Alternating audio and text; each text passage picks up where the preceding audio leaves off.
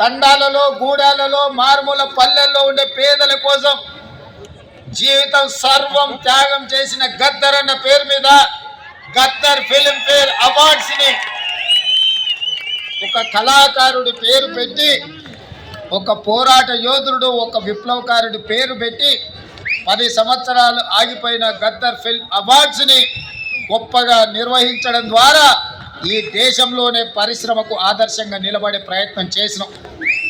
మిత్రులారా, ఆనాడు మీ శ్రమతో నంది అవార్డులు సాధించడమే గొప్ప అనుకున్నాం.